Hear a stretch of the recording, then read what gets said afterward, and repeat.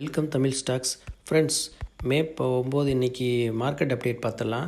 Sensex 880 புள்ளி இறங்கி 79,454 close ஆகிருக்கு. நிஃப்டி 50 வந்து 265 புள்ளி இறங்கி கிட்டத்தட்ட 1% மேலே இறங்கியிருக்கு. 24,008 க்ளோஸ் ஆகிருக்கு.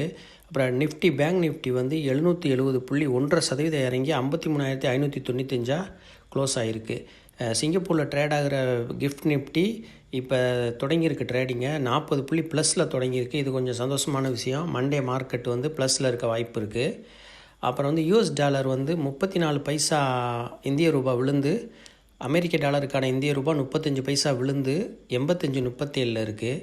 குருடாயில் நல்லா ஏறி இருக்குது. இந்த போர்னாலையா என்னென்னு தெரியல.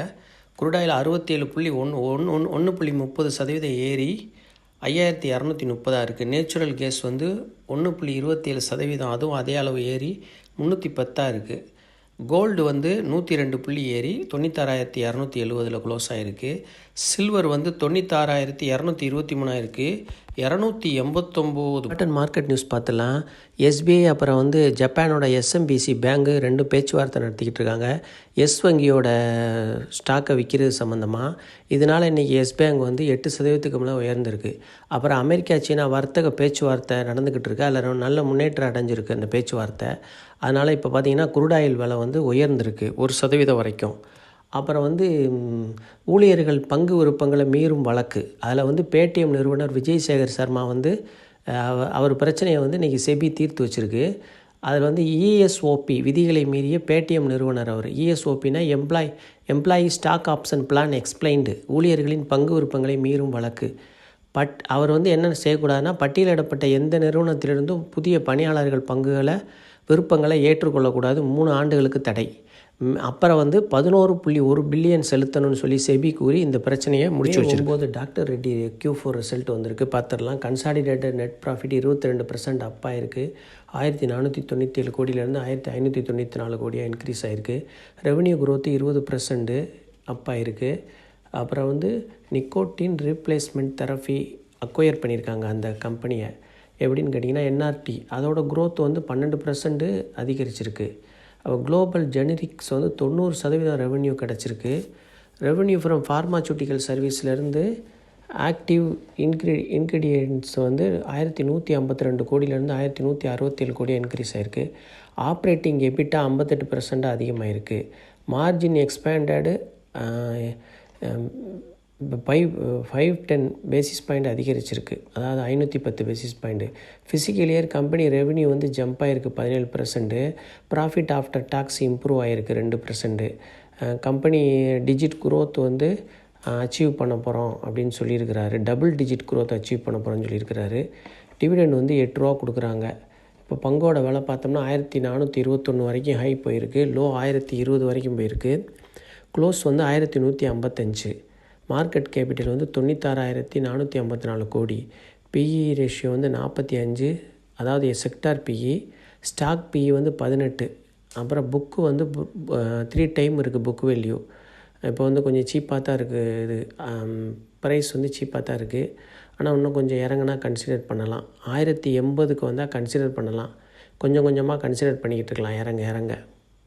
ஸ்விக்கி Q4 ரிசல்ட் வந்திருக்கு. பார்ப்போம்.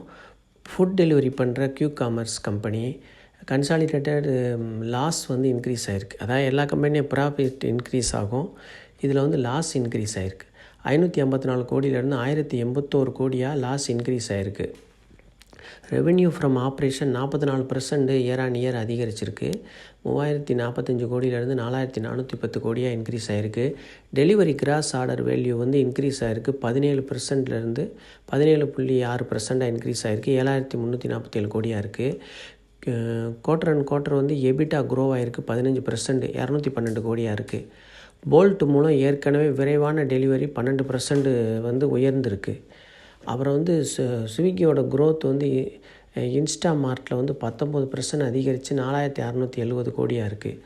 ஆவரேஜ் ஆர்டர் வேல்யூ 13%, 527 கோடியாக இருக்குது. இன்ஸ்டாமார்ட் ஆர்டர்டு ஸ்டோர் வந்து dark store 316 store new store add பண்ணியிருக்கிறாங்க. மேனேஜ்மெண்ட் என்ன சொல்லுதுன்னா, வணிகம் வந்து ரொம்ப விரைவாகவும் போட்டி தீவிரமாகவும் இருக்குது. 124 நகரங்களில் 1000 கடைகள் வந்து நாங்கள் இலக்காக கொண்டிருக்கோம், அதிகரிக்கிறதுக்கு முதலீடு பண்ணியிருக்கோம்னு சொல்கிறாரு அந்த கம்பெனியோட மேனேஜிங் டைரக்டர். ஸ்டாக் ப்ரைஸ் பார்த்துருவோம். இந்த கம்பெனியில் வீக்குன்னு 554 கோடி லாஸாக இருந்தது, 1081 கோடி லாஸாக கூடி இருக்குது. லாஸ் அப்படி இரட்டிப்பாயிருக்கு, ரொம்ப டேஞ்சர். அப்புறம் வந்து இது வந்து ஹை ஷேர் ப்ரைஸ் பார்த்தா ஹை 617, லோ 303, க்ளோஸ் வந்து 313க்கு க்ளோஸ் ஆகிருக்கு. ஐபிஓ ப்ரைஸ் வந்து 390 ரூபாய்க்கு வந்துச்சு. வேறு எந்த டீட்டெயிலும் இதில் இல்லை, பிஇ ரேஷியோ எதுவும் இல்லை. ஆனால் அது புது கம்பெனி, ஐபிஓ போட்டு இப்போ தான் வந்துச்சு. இப்போ வந்து அது ஐபிஓ ப்ரைஸ் 390 வந்து இப்போ ஐபிஓ ப்ரைஸை விட கீழே லோவில் இருக்குது, அதாவது 313 தான் இருக்குது இப்போ. இப்போ வந்து இது கம்பெனி வீக்காக இருக்குது ரிசல்ட்டும். நான் நினைக்கிறேன் நீங்கள் இதை வந்து கொஞ்சம் பொறுமையாக இருந்து வாங்கலாம். ஏன் இதை நான் ரிசல்ட்டு சொல்கிறேன்னா, நீங்கள் வாங்காமல் தவிர்க்கிறதுக்கு தான் நான் அதை சொல்கிறேன். இது வந்து கம்பெனி அவ்வளோ இதாக இல்லை, கீழே எவ்வளோ இறங்கி போகும்னு நம்மளாலே கணிக்க முடியாது. இன்னும் 2-3 குவார்ட்டர் ரிசல்ட் வரட்டும், அதுக்கப்புறம் பார்ப்போம். பார்த்துக்கிட்டு இதுக்கு ஒரு நல்ல விலையாக முடிவு பண்ணலாம். இவ்வளோ நேரம் அந்த காணொலியை பார்த்ததுக்கு ரொம்ப நன்றி. ஆதரவு தந்த அனைத்து நல்ல உள்ளங்களுக்கும் மிக்க மிக்க நன்றி. சப்ஸ்கிரைப் பண்ணவங்க அனைவருக்கும் மிக்க நன்றி.